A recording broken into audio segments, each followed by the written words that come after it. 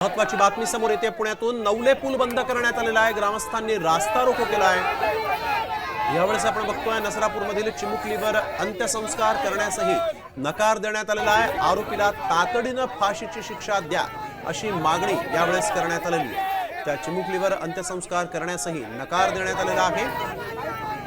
नवले पूल यावेळेस बंद करण्यात आलेला आहे। सचिन जाधव आमचे प्रतिनिधी आपल्यासोबत फोन लाईन वरून जोडले गेलेत। सचिन, काय दिगची माहिती?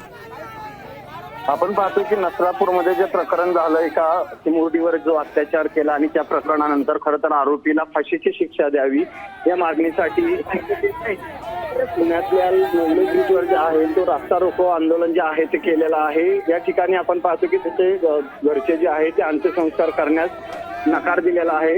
एकूणच ठोस आश्वासन जे आहे या आरोपीच्या बाबतीत काही मिळालेलं नसल्यामुळे या ठिकाणी हा रास्ता रोको केला असल्याचं एकूणच या ठिकाणी सांगण्यात आलंय। पुण्यातला मुंबई बेंगलोर जो हायवे आहे तो पूर्णतः सध्या बंद करण्यात आलेला आहे आणि या ठिकाणी मोठ्या संख्येने नागरिक जे आहेत ते सध्या रस्त्यावर आहेत। पुन्हा आपण पाहिलं तर या ठिकाणी आता पूर्णतः मुंबई पुणे बेंगलोर हायवे बंद करून घोषणाबाजी केली जाते। या ठिकाणी आरोपीला बिलकुल, आणि आता कशा पद्धतीने प्रशासन यावर कारवाई करतात हे पाहणं देखील महत्त्वाचं राहील। धन्यवाद आपण दिलेल्या सविस्तर माहिती।